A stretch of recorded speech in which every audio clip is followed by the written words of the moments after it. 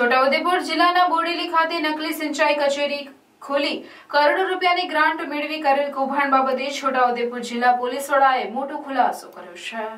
છોટાઉદેપુર જિલ્લાના બોડેલી ખાતે નકલી સિંચાઈ કચેરી ખોલી કરોડો રૂપિયાની ગ્રાન્ટ મેળવી કરેલ કૌભાંડ બાબતે છોટાઉદેપુર જિલ્લા પોલીસ સીટની રચના કરી અગાઉ 7 આરોપીની પોલીસે ધરપકડ કરી હતી। છોટાઉદેપુર પોલીસે પૂછપરછ દરમિયાન 21.15 કરોડની છેતરપિંડી બહાર આવી હતી, ત્યારે 3 આરોપી પૂર્વ પ્રાયોજના અધિકારી વીડી નીનામા, પૂર્વ પ્રાયોજના અધિકારી વીસી ગામિત અને અગાઉ પોલીસના હાથે ઝડપાયેલ અબુબકર સૈયદના ભાઈ એજાજ હુસેન સૈયદનો છોટાઉદેપુર પોલીસે કબજો લીધો હતો।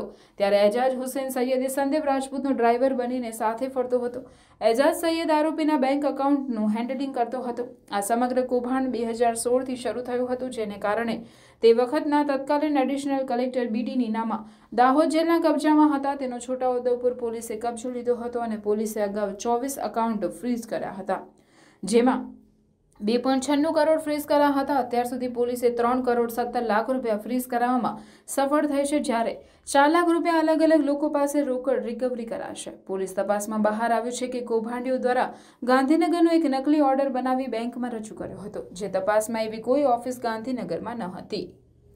છોટાઉદેપુર જિલ્લાની પ્રાયોજના કચેરીમાં જે 4 કરોડ 14 લાખ રૂપિયાનું કૌભાંડ હતું, જે 2021થી 2023ની વચ્ચે ચાલ્યું હતું, તેના બદલે 2016થી ટોટલ 2023 સુધી 21 કરોડ 15 લાખ રૂપિયા જેટલી રકમનું ટોટલ આ કૌભાંડ થયું હોવાનું તપાસમાં બહાર આવ્યું હતું।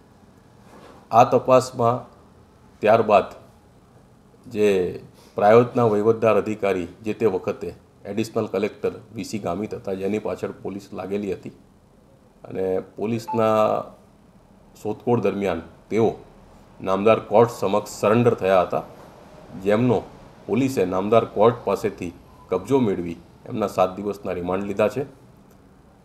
સાથે સાથે અગાઉ જે આ મુખ્ય કાવતરાનો બેજાબાજ આરોપી હતો અબુબકર સૈયદ, એનો ભાઈ એજાજ સૈયદ, જેની વિરુદ્ધ પોલીસને ખૂબ મજબૂત પુરાવા મળ્યા છે, અને એ આરોપી સંદીપ રાજપૂતનો ડ્રાઈવર બનીને આવતો હતો। આ પ્રપોઝલ તૈયાર કરાવવામાં એનો અગત્યનો ભાગ હતો, અને આરોપીનું જે બેંક એકાઉન્ટ હતું એનું હેન્ડલિંગ પણ એજાજ સૈયદ કરતો હતો।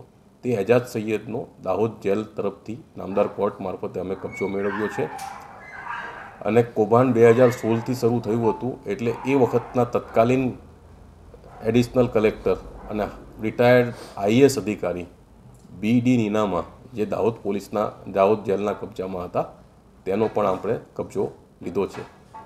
ત્યારબાદ અલગ અલગ બીજા 24 એકાઉન્ટ અમે ફ્રીઝ કરાવ્યા હતા, અને 20,58,000 રૂપિયા અમે લોકો ફ્રીઝ કરાવી શક્યા હતા।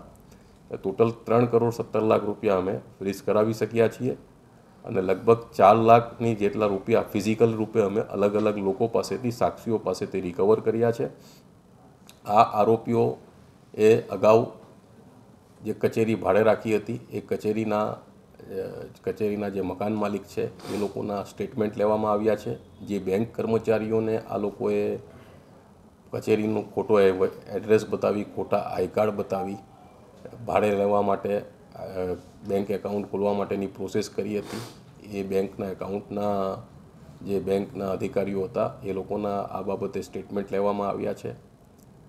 આ આરોપીઓએ જે નકલી આઈ કાર્ડ બનાવ્યા હતા તેની તપાસ કરવામાં આવી છે। સાથે સાથે એ લોકોએ ગાંધીનગરનો એક નકલી ઓર્ડર રજૂ કર્યો હતો બેંક પાસે, તે ઓર્ડરની પણ તપાસ કરવામાં આવી છે, જેમાં તપાસમાં આવ્યું છે કે ગાંધીનગર ખાતે આવી કોઈ કચેરી નથી, અને ગાંધીનગરની કોઈ કચેરીએ આવો કોઈ ઓર્ડર ઇસ્યુ કર્યો નથી।